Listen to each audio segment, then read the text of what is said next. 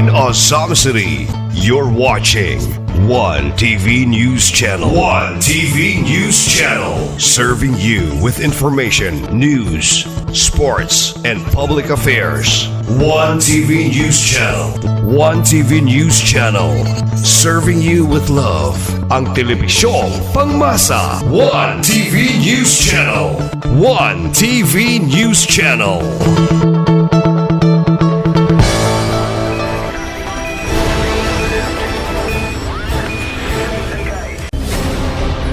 One TV special report.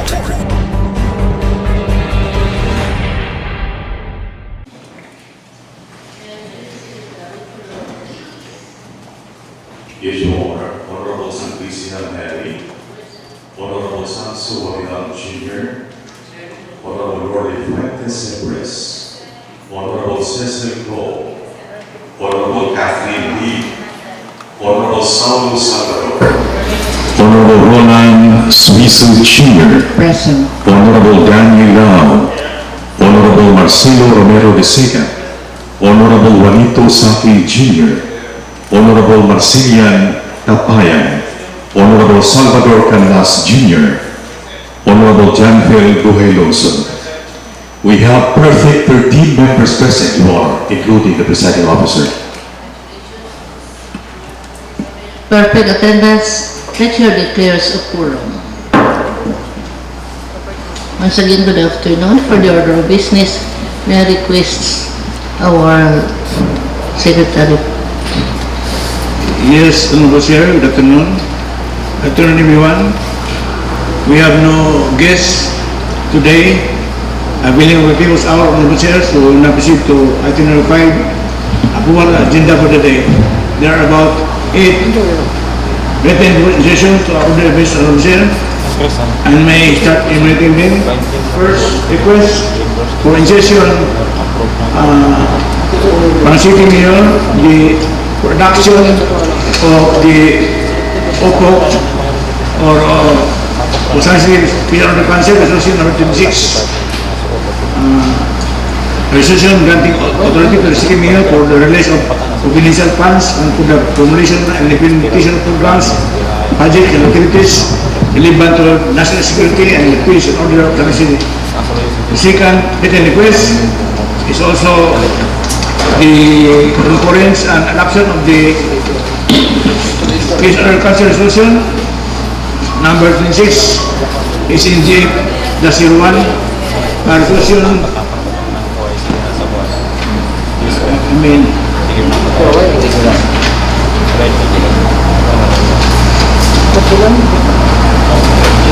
resolution approving the authorization to utilize the unexpended balance of the calendar year 2025 local disaster reduction and management fund in amount of 10,500,000 intended for the procurement of disaster equipment, information and communication technology equipment, rescue and transportation vehicles as part of disaster preparedness. The third written request from the Chair is for us to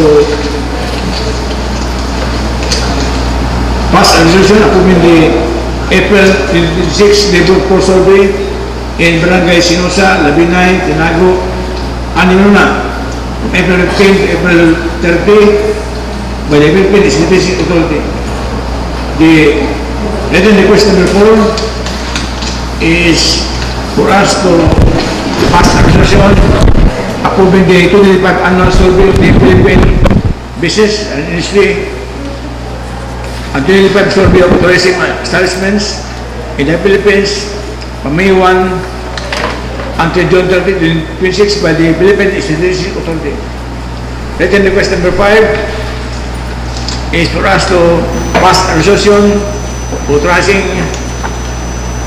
Emily Jean Bibinueva to transact passage, pay, and claim on behalf of the City Government of Ozamiz City, the community stamp tax, and certificate authorizing registration for car with the Bureau of Internal Revenue, as well as the transfer of title with the receipt of this relative to the city's acquisition o papasok ang plan located at Barangay Embargo. Written request number 6.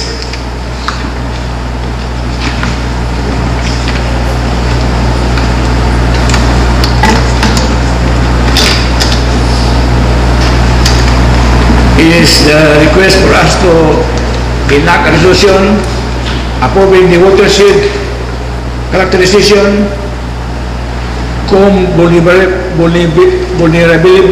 vulnerability assessment in various barangays of Ozamiz City by the Department of Environment and Natural Resources of Centro Ozamiz. Written request number 7, Overseer, is for us to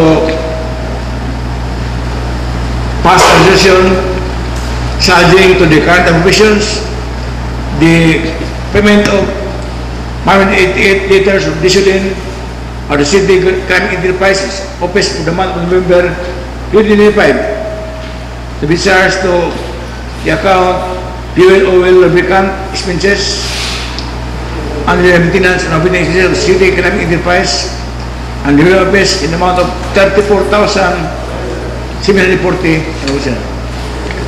Written request number 8. I think it's the last request, but not the least.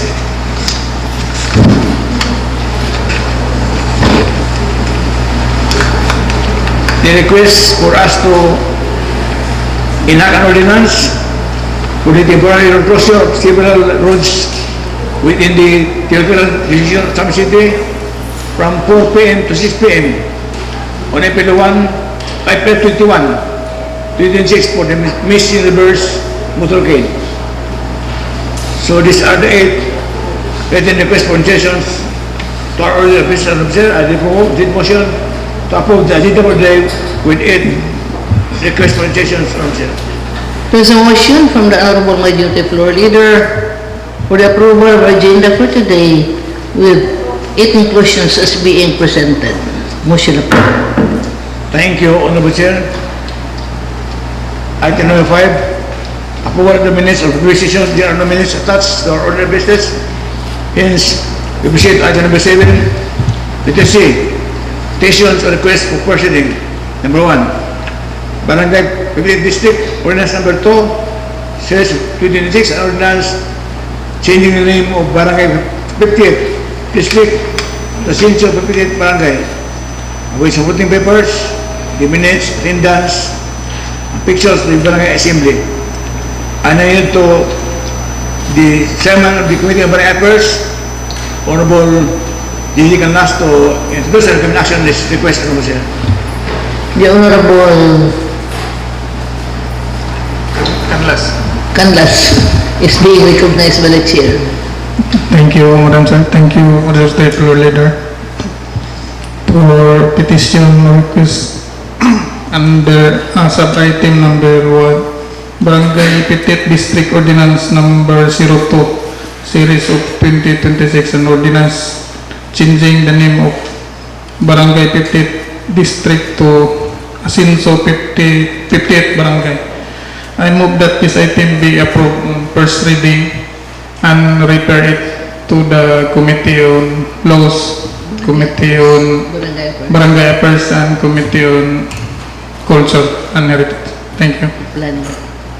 Okay. There's a motion from the Honorable Canlas for the approval on the first reading as being presented and this be referred to the appropriate committee. Motion approved. Thank you, Honorable Chair. Leader D, Business Communications. Number 1, Executive Order number 26, SNGF-008-A, Sales of 26, an order organizing the local price monitoring and coordinating council of the City of Ozamiz, providing for its purpose duties and functions. Honorable Chair, I now yield to Chairman of the Committee on Economic Enterprise and the Committee on Trade, Commerce and Industry, Honorable Cecil Yuko, to introduce and recommend action on this item. Honorable Cecil Yuko is now recognized by the Chair for the appropriate motion.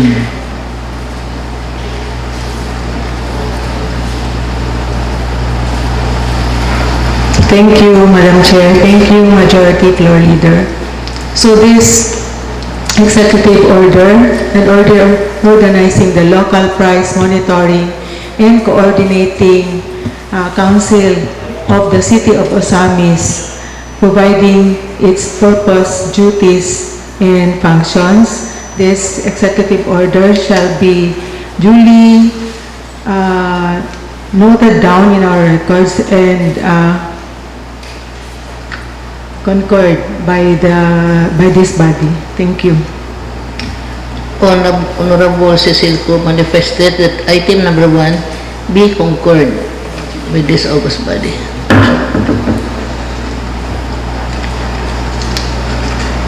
Proceed on reading.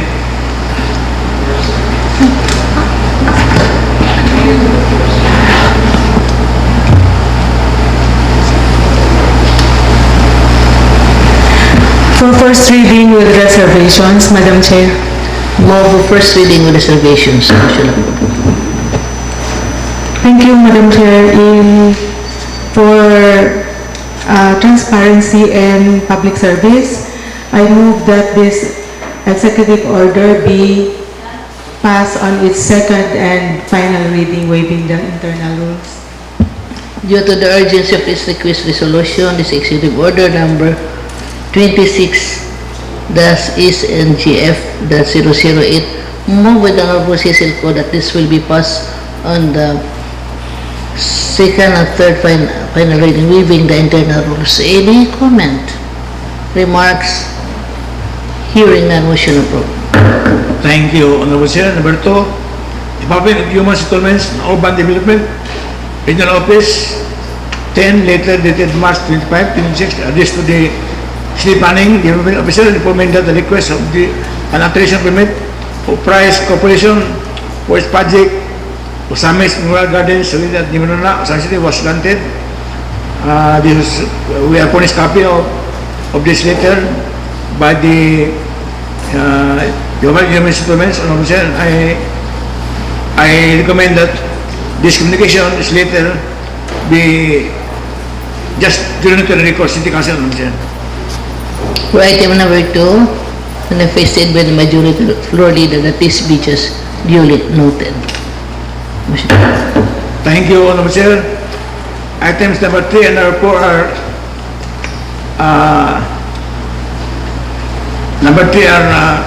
financial statements of our financial position, cash flows submitted by our city accountant, and number 4 are quarterly report of property assessment duly submitted by our city assessor as of March 31, 2026.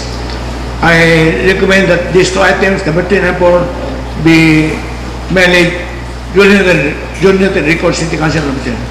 For item number 3 and number 4, manifested by the Honorable Majority Floor Leader that this be just duly noted. Thank you, Honorable Chair. There are no committee reports submitted under item number 8.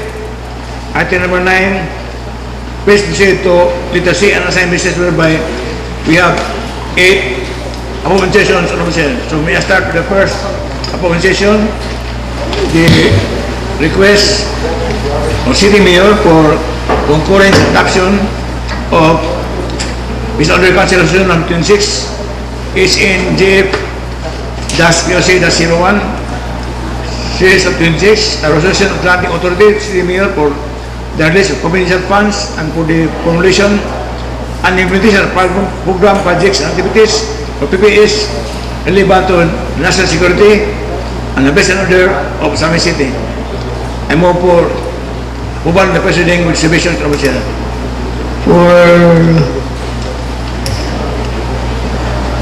Presented by the Honorable Majority Floor Leader that this be duly noted. Approve first reading. Approve on first reading, reservations. Thank you, Honorable Chair, to support our programs for the base order of Ozamiz City and implement program basic activities relevant to national security. I move for approval of this resolution on second final reading, waiving general rules. To in relevant to our national security and peace and order of Ozamiz City, manifested by the Honorable Majority Floor Leader, that this be moved on the second and final reading, waiving the internal rules. Any comment, remarks, hearing and motion approved. Thank you, Mr. Session number 2, also for adoption and concurrence, the resolution of the POC recommending approval of the request for authorization to utilize the unexpended balance of the calendar year 2025 local disaster risk reduction and management fund in amount of 3,000,000 intended for the procurement of disaster equipment, information and communication equipment, technology equipment, rescue and transportation vehicles as part of disaster preparedness.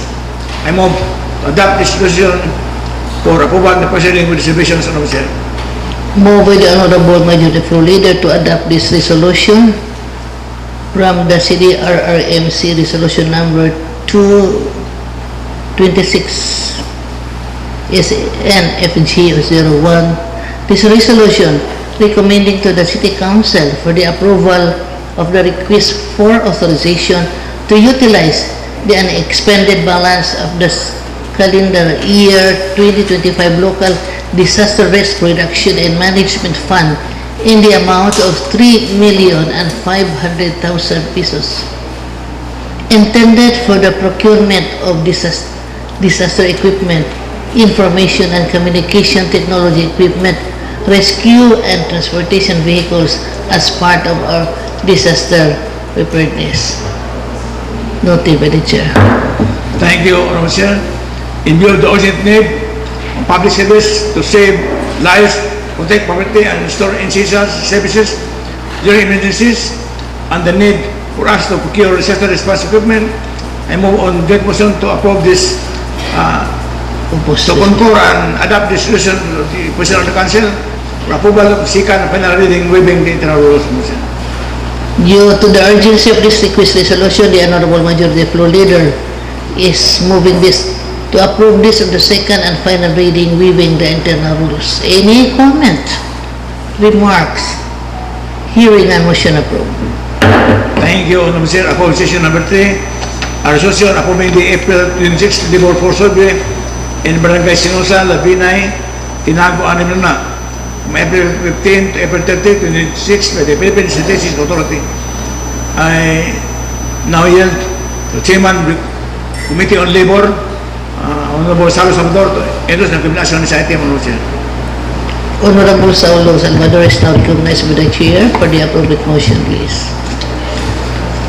Thank you, Mr. Majority Floor Leader. Thank you, Madam Chair. I move to pass a resolution approving the April 2026 Labor Force Survey in Barangay Sinosa, Labinay, Tinago, and Dimaluna, April 15, 2026 until April 30, 2026 by the Philippine Statistics Authority. For first reading, Madam Chair, with reservation. Move for first reading with reservations. Thank you, Madam Chair. For the interest of the public and its urgency of this activity, I move to pass this resolution on the second and final reading, waiving internal rules. Due to the urgency of this request resolution and for public interest, the Honorable Saulo Salvador is passing this resolution on the second and final reading, waiving the internal rules. Any comment, remarks, hearing and motion approved. Thank you, Honorable Chair. Approving session number 4, resolution approving the 2025 annual survey of Philippine business and industry and 2025 survey of tourism servicemen in the Philippines from May 1 to June 30, 2026 by the Philippine Statistics Authority. And I yield to Chairman of the Committee on Tourism, with your indulgence of the Committee on Business, Tourism, Honorable Yugisiso, The Honorable Suiso is now recognized by the Chair for the appropriate motion, please. Thank you very much, Madam Chair. This representation would like to pass a resolution approving the 2025 annual survey of the Philippine business and industry and the 2025 survey of tourism establishment in the Philippines from May 1, 2026 until June 30, 2026 by the Philippine Statistics Authority on first reading with reservation. Move for first reading with reservations. Motion approved. In this premise, Madam Chair, wherein there is a need for us to conduct the same subject for the approval and coordination with the barangay concern and submission within the city level as part of the Philippine Statistics Authority's requirement, passing this on second, third, and final reading, waiving the internal rules on joint motion. For public interest, the Honorable Swiss is passing this on the second and final reading, waiving the internal rules. Any comment, remarks, hearing none, motion approved. Thank you, Honorable Chair. Proposition number 5, resolution authorizing MLA Jean V. Villanueva to transact miscellaneous pay and claim on behalf of the City Government of Ozamiz, the documentary stamp tax and certificate authorizing registration or car with the Bureau of Internal Revenue, as well as a transfer of title with the receipt of deeds relative to the city's acquisition of a parcel of land located at Barangay Embargo. And I to Chairman of the Committee on Ways and Means, Honorable Attorney Danilo, to endorse and recognition of this item, Honorable Chair. The Honorable Law is now recognized by the Chair for the appropriate motion, please.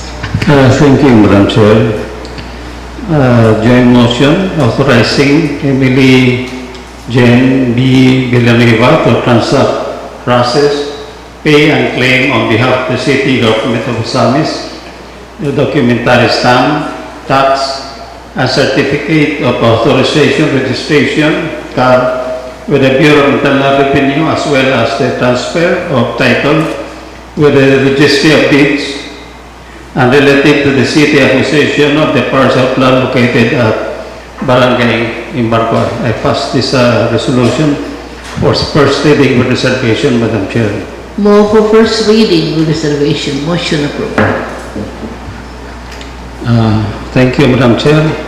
Considering the importance of this resolution, I move to pass this in the second and final reading with waiving the internal rules, Madam Chair.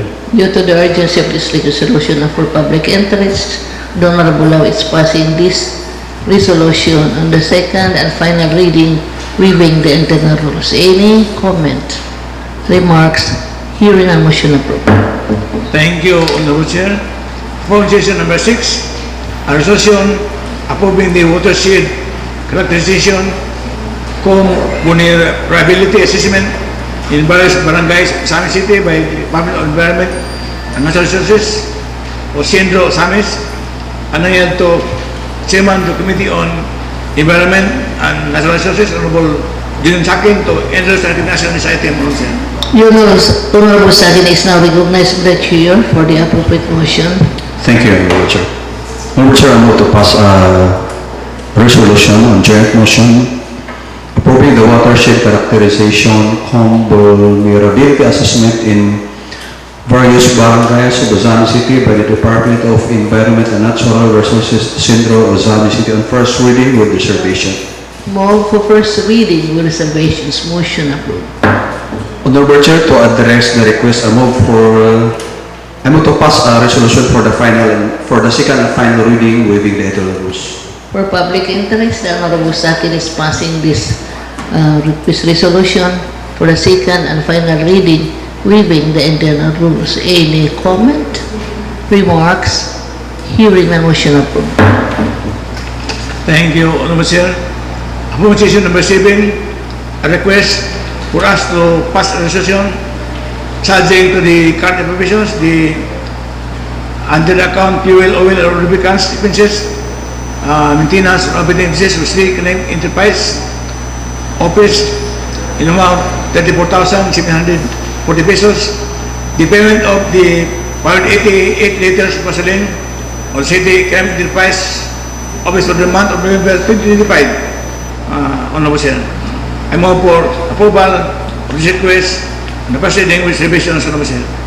Move with the Honorable Majority Floor Leader for the approval of its request resolution of the Honorable City Mayor for payment of the 588 liters of diesel for on the city economic enterprise for first reading. Motion approved. Thank you, Honorable Chair. In the exigency of public service and to spouse and fiscal management, I move for approval of this resolution to authorize the payment of 8 liters of gasoline with city economic enterprise for the month of November 2025 to be charged to the kind of provisions and the fuel, oil, lubricant defenses and the maintenance of business of city economic enterprise, the office in the amount of 34,740 pesos for approval of second and final reading, waiving the rules of the For exigency and for public interest, the Honorable Majority Floor Leader is passing this request resolution from the Honorable Mayor on the second and final reading, waiving the internal rules. Any comment, remarks, hearing the motion approved.